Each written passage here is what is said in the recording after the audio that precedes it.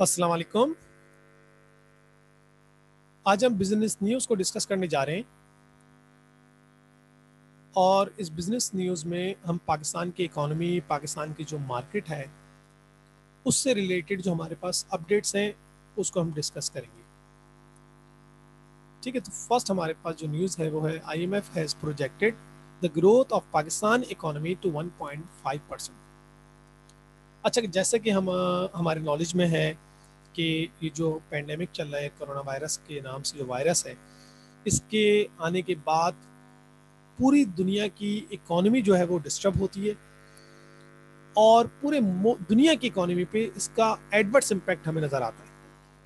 तो उसी हिसाब से अगर हम पाकिस्तान की बात करें तो पाकिस्तान पे भी, पाकिस्तान की इकोनॉमी के ऊपर भी इसका जो है नेगेटिव इम्पैक्ट आया और इसके बाद पाकिस्तान की जो इकोनॉमिक ग्रोथ है वो डिक्लाइन होती है। और डिक्लाइन होने के बाद, यानी अगर हम लास्ट ईयर की बात करें तो वो तो माइनस में चली गई थी, हमारी जो इकोनॉमिक ग्रोथ थी वो माइनस में चली गई थी। मगर उसके बाद अभी जो IMF ने जो fiscal year, current fiscal year चल रहा है हमारा 2020-2021 जो फिस्कल ईयर है, इसके अंदर जो हमें पाकिस्तान की इकोनॉमी के जो ग्रोथ उसने बताई है IMF के मुताबिक वो है 1.5%, यानी पॉजिटिव हो गया और 1.5% है। इससे पहले अगर हम बात करें पेंडेमिक से पहले, ग्रोथ पाकिस्तान की तकरीबन जो है 4.5% समथिंग इधर रही है। मगर अभी जो पेंडेमिक की वजह से जो पूरी दुनिया पे उसका एडवर्स इम्पैक्ट आया, तो पाकिस्तान भी, पाकिस्तान की इकोनॉमी के ऊपर भी उसका एडवर्स इम्पैक्ट आया है। तो जिसके बाद जो है पाकिस्तान की इकोनॉमी जो है वो इकोनॉमिक ग्रोथ डिक्लाइन हुई है। पहले नेगेटिव में हो गई थी, अब बिलाकर पॉजिटिव में हमारे सामने, और 1.5% जो है इकोनॉमिक ग्रोथ है। ठीक है, नेक्स्ट है large scale manufacturing witness 9.1% growth. Pakistan में जो लार्ज स्केल मैन्युफैक्चरिंग है, ठीक है, बड़ी इंडस्ट्रीज हैं, उसमें कुछ ग्रोथ हमें देखने को मिलती है अभी। और वो ग्रोथ जो बताई गई है वो है 9.1% ग्रोथ हमारे सामने है। ठीक है, इसका मतलब है पाकिस्तान की जो लार्ज स्केल मैन्युफैक्चरिंग है यानी इंडस्ट्रीज हैं, उसमें थोड़ी सी इंप्रूवमेंट नज़र आ रही है और इसका इम्पैक्ट फिर पाकिस्तान की इकोनॉमी के ऊपर भी आएगा, इसका पॉजिटिव इम्पैक्ट आएगा। ठीक है, नेक्स्ट देखते हैं, tax revenue grew by 6% to ₹2915 billion, यानी 2915 बिलियन रुपीस जो है वो हमारे टैक्स रेवेन्यू इंक्रीज हुई है, इंक्रीज होके इस पॉइंट पर आई है, 2915 पर। कितने परसेंट इंक्रीज हुई है? 6%। अच्छा, ये कब हुई है increase? During July to December physical year 2020-2021, यानी जुलाई 2020 से दिसंबर 2020 और फिर जनवरी का भी कुछ गर्म पार्ट मिला है इसमें, यानी 2021 जो फिजिकल ईयर हमारा लग जाता है, तो उसमें जो टैक्स रेवेन्यू 6% इंक्रीज हुई है। अच्छा, as against ₹2750 billion in the same period of the last year. अगर लास्ट ईयर की बात करें तो लास्ट ईयर हमारी जो, यानी लास्ट जो फिजिकल ईयर है, उसमें जो टैक्स रेवेन्यू थी पाकिस्तान की वो 2750 थी, जो कि अब 2915 हो गई है। मीन 6% इसमें इंक्रीज हुआ, टैक्स इंक्रीज हुआ। यानी अगर हम पॉजिटिव कुछ देखते हैं as compare to last year, तो हमें दिखता है कि पाकिस्तान की जो ग्रोथ है इकोनॉमी की 1.5% पर आ गई है। अच्छा, लार्ज स्केल मैन्युफैक्चरिंग को अगर हम देखें तो उसमें भी ग्रोथ हुई है, और उसके बाद अगर हम देखते हैं टैक्स रेवेन्यू को, तो वो भी 6% से इंक्रीज हुई है।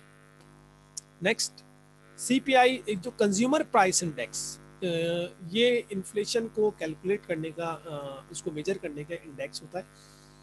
ठीक है, तो इसको हम CPI यानी कंज्यूमर प्राइस इंडेक्स, एक ऐसा प्राइस इंडेक्स है जिसमें कंज्यूमर से रिलेटेड गुड्स एंड सर्विसेज जो है, उसमें जो प्राइसेस में चेंजिंग आती है ये उसको मेजर करता है।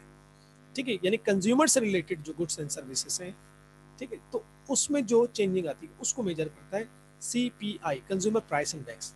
जब हम पाकिस्तान में बात करते हैं कि इन्फ्लेशन रेट जो है वो 14% हो चुका है, ठीक है, तो इसका मतलब है कि ये जो कंज्यूमर से रिलेटेड जो गुड्स एंड सर्विसेज हैं, जैसे कि बेसिक नीड्स है, इलेक्ट्रिसिटी है, गैस है और दूसरी यूटिलिटीज हैं और दूसरी जो बेसिक नीड्स हैं, उनकी प्राइसेस में इंक्रीज हो चुकी है। ठीक है, तो अभी जो इन्फ्लेशन हमें नज़र आ रहा है मार्केट के अंदर, तो उसके हिसाब से अगर हम देखें तो वाकई जो है इन्फ्लेशन रेट इस वक्त बहुत ज़्यादा है और महंगाई बहुत ज़्यादा हो चुकी है इस वक्त। तो जो करंट जो रेट बताया गया वो है 14%। Next, foreign reserve held by the country stood at 20.157 billion dollar. अच्छा, पाकिस्तान का जो फॉरेन रिजर्व है वो इस वक्त जो है 20 बिलियन डॉलर तक पहुंच चुका है। ठीक है, तो हो सकता है इन फ्यूचर अगर हम देखते हैं कि कुछ पॉजिटिविटी हमें नज़र आती है मार्केट में, कुछ इम्प्रूव होती है मार्केट, तो हो सकता है कि रिजर्व भी हमारा इंक्रीज हो। ठीक है, अगर लार्ज स्केल मैन्युफैक्चरिंग अगर अपनी देखते हैं ग्रोथ नज़र आ रही है और अगर पाकिस्तान की एक्सपोर्ट इंक्रीज हो जाती है, ठीक है, इसके अलावा पाकिस्तान की रेमिटेंस इंक्रीज होती है, ठीक है, फॉरेन डायरेक्ट इन्वेस्टमेंट पाकिस्तान में आती है, इसका मतलब है पाकिस्तान का जो रिजर्व है वो भी इंक्रीज हो जाएगा। फिलहाल जो कि अभी 20.157 बिलियन डॉलर है, इसके इंक्रीज होने के चांस हैं आगे। अच्छा भैया, अगर हम नेक्स्ट है डॉलर के रेट की अगर हम बात करें, तो अभी चंद दिनों से हमें नज़र आ रहा है कि डॉलर जो है उसके रेट कम हुए, यानी हमारा जो पाकिस्तानी रुपीस है वो थोड़ा सा स्ट्रांग हुआ है, डॉलर वीक हुआ है। ठीक है, तो हम अपने अगर पाकिस्तानी रुपीस की बात करें तो अप्रिशिएट हुई है पाकिस्तान की करेंसी। ठीक है, अप्रिसिएशन आया है, कितना है 0.62%। तो ये अभी ये 2 डेज की बात हो रही है कि तो 29 मार्च को जो डॉलर के रेट थे 154.04 थे, जो कि 30 मार्च को हो गए 153.09, यानी डॉलर का रेट मजीद कम हुआ। ठीक है, तो डॉलर के रेट अगर हम देखते हैं कि डॉलर का रेट कम होता है, जो कि एक अच्छी गुड न्यूज़ है ये, तो इससे ये होगा कि इंपोर्ट का जो बिल है उसके ऊपर इम्पैक्ट आएगा इसका, यानी इंपोर्ट बिल हमारा हो जाएगा कम। ठीक है, तो एक तो पॉजिटिव हमें जो पॉइंट नज़र आता है वो ये कि इंपोर्ट बिल हमारा हो जाएगा कम। ठीक है, डॉलर का रेट कम होने की वजह से आपको इंपोर्ट बिल में थोड़ा सा रिलीफ मिलेगा। नेक्स्ट ये कि हमारे जो लोन है जो पाकिस्तान ने फॉरेन लोन या एक्सटर्नल लोन की अगर हम बात करें, ठीक है, अगर वो लोन जो है उसके अंदर भी हमें थोड़ा सा रिलीफ मिलेगा, क्योंकि पाकिस्तानी जो रुपीस है वो अप्रिशिएट हुआ है, तो उसके उसके आगे जो है डॉलर के रेट डिक्रीज हुए मीन्स लोन पे भी रिलीफ मिलेगा, यानी लोन कम हो जाएगा जैसे। अच्छा, इसके अलावा जो अदर एक्सपेंडिचर है फॉरेन एक्सपेंडिचर, उसमें भी हमें रिलीफ मिलेगा। ठीक है, तो ये जो डॉलर के रेट अगर हम देखते हैं डिक्रीज होता है, तो उसके बाद हमें इन जगहों पर जो अभी हमने डिस्कस की हमें इसमें रिलीफ मिलेगा। ठीक है, तो अच्छी न्यूज़ है मार्केट के अंदर एक। नेक्स्ट चलते हैं आगे। The 24% growth in home remittance in the first 7 months of the ongoing fiscal year। अच्छा, फिस्कल ईयर की अगर हम बात करें तो इसमें जो है हमारा 24% ग्रोथ देखने में आई है, तो ये भी गुड न्यूज़ है। अच्छा, अगर हम मजीद इसमें फॉरेन रिजर्व यानी सॉरी ये रेमिटेंस यानी वो जो ओवरसीज पाकिस्तानी भेज रहे होते हैं ये वो रेमिटेंस है, और अगर 24% ग्रोथ हुई है इसमें, तो इसका भी एक पॉजिटिव इम्पैक्ट है इकोनॉमी के अंदर, हमारे रिजर्व भी जो है इसके साथ साथ वो भी इंक्रीज हो जाएंगे। पाकिस्तान स्टॉक एक्सचेंज 100 इंडेक्स अगर हम आज की बात करें तो 44,500 पे क्लोज हुआ 100 इंडेक्स। ठीक है, तो ये जो आपकी स्टॉक मार्केट है, स्टॉक मार्केट अभी वेट कर रही है न्यू मॉनेटरी पॉलिसी का। ठीक है, जैसे कि हम बात करते हैं मॉनेटरी पॉलिसी जो है वो आपकी तकरीबन जो है 3 क्वार्टर्स कल कंप्लीट हो जाएंगे, और 1 अप्रैल से 30 जून तक की ये लास्ट क्वार्टर होगा। ठीक है, फोर्थ होगा ये, यानी लास्ट क्वार्टर होगा जो कि कंप्लीट हो जाएगा, और उसके लिए state bank of Pakistan new monetary policy announce करेगा। तो न्यू मॉनेटरी पॉलिसी क्या होगी वो हम अभी आगे डिस्कस करेंगे, क्या एक्सपेक्टेड है। फिलहाल अभी जो मार्केट है यानी स्टॉक एक्सचेंज है वो मार्केट यानी स्टॉक मार्केट वेट कर रही है न्यू मॉनेटरी पॉलिसी का, कि state bank of Pakistan new monetary policy क्या अनाउंस करता है, क्या वो प्रीवियस रेट जो है उसको चेंज करेगा या नहीं करेगा। तो बहुत सारे जो इन्वेस्टर्स हैं वो ये एक्सपेक्ट कर रहे हैं कि चांस ये है कि स्टेट बैंक ऑफ पाकिस्तान जो मॉनेटरी पॉलिसी का रेट है वो चेंज नहीं करेगा, अनचेंज रेट रहेगा। ठीक है, तो ये एक्सपेक्टेशन है मार्केट के अंदर। तो अभी जो करंट इंडेक्स है वो 44,500 पे क्लोज हुआ है।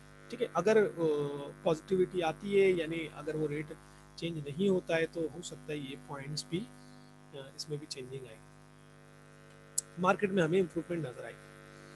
अच्छा, फिर नेक्स्ट है मॉनेटरी पॉलिसी का रेट। अभी करंट रेट जो है वो 7% है, जैसे कि हमने देखा था पैंडेमिक में जो है वो 13.25%, उससे पहले था पैंडेमिक से पहले, उसके बाद फिर वो ग्रेजुअली जो है डिक्लाइन होकर 7% पर आ गया। फिलहाल उस वक्त पाकिस्तान, उस वक्त जब दुनिया में growth rate sorry monetary policy का रेट 1 2 3% यानी बहुत डिक्लाइन हो गया था और कहीं पर जीरो भी हो गया था, तो उस वक्त पाकिस्तान का रेट जो है मैक्सिमम था, जिस वजह से पाकिस्तान में हॉट मनी बहुत ज़्यादा आई थी, क्योंकि पाकिस्तान का जो मॉनेटरी पॉलिसी रेट था वो हाईएस्ट था उस वक्त। तो हॉट मनी वो मनी होती है, टेम्परेरी आती है, देन वो फिर वो जब रेट जो है चेंज होता है फिर वो चली जाती है वापस। फिलहाल उसकी बेस पर पाकिस्तान की जो रिसिट साइड थी वो इंक्रीज हो गई थी, यानी पाकिस्तान के पास जो फॉरेन रिजर्व थे वो बढ़ गए थे, क्योंकि पाकिस्तान उस वक्त जो है मैक्सिमम रेट पर इस ट्रेंड पाकिस्तान कर रहा था, यानी उस वक्त मौजूद थे। तो मॉनेटरी पॉलिसी का रेट जो है करंट 7% है।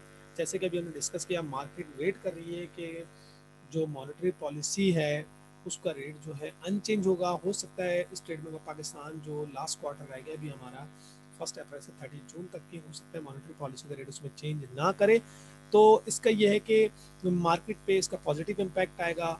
और क्या कहते हैं, इन्वेस्टर्स जो है, अभी एक मैं रिसर्च सर्वे देख रहा था तो उसमें बताया कि 49% जो रिस्पोंडेंट्स हैं उनका ये कहना था कि अगर मॉनेटरी पॉलिसी का रेट इंक्रीज होता है तो उसका जो है एडवर्स इम्पैक्ट आएगा मार्केट के ऊपर। तो वो ये एक्सपेक्ट कर रहे हैं कि शायद state bank of Pakistan monetary policy के रेट में चेंजिंग ना करे और 7% ही रहे। तो ये हमारी कुछ अपडेट्स थी मार्केट से रिलेटेड जो हमने आपके साथ डिस्कस की हैं। और जैसे कि हमने इसमें डिस्कस किया कि जो आपका जो आईएमएफ है, अगर हम उसकी बात करें तो उसने पाकिस्तान की ग्रोथ के हवाले से 1.5% ग्रोथ बताई है। तो अभी आईएमएफ का एक जो अहम पॉइंट था, ये नुकता था, वो जो डिस्कस किया गया है वजीर ख़जाना से, वो ये डिस्कस हुआ है कि आप अपने जो टैक्स रिलैक्सेशन है उसको डिक्रीज करें, इतना ज़्यादा टैक्स रिलैक्सेशन नहीं दें आप, ठीक है। तो ये उनका डिस्कस हुआ था कि ताकि आपके रेवेन्यू ज़्यादा से ज़्यादा हो सके, ठीक है, और आपकी जो है एक्सपेंडिचर किसी तरह उसको कम करें, यानी रेवेन्यू को कोशिश करें आप इंक्रीज करें, ताकि रेवेन्यू इंक्रीज हो, ताकि आपका जो लोन दिया जा रहा है आईएमएफ की तरफ से, तो वो लोन और आपकी वो आप फिर उस इंक्रीज होने वाली रेवेन्यू से आप लोन पे कर सको, यानी ये इनका मकसद होता है कि जब आप हमसे लोन ले रहे हैं तो आप अपने पाँव पे खड़े हो जाएं, यानी और आप जो है वो अपनी रेवेन्यू को किसी तरह इंक्रीज करें, अपनी सोर्सेस ऑफ रेवेन्यू को इंक्रीज करें, ताकि फिर आप इस लोन को रिटर्न कर सकें। फिलहाल तो ये कुछ अपडेट्स थी मार्केट से रिलेटेड जो हमने आपके साथ डिस्कस की, और बाकी इंशाल्लाह इसके बाद कोई अपडेट्स आती है तो इंशाल्लाह आपके साथ डिस्कस करेंगे।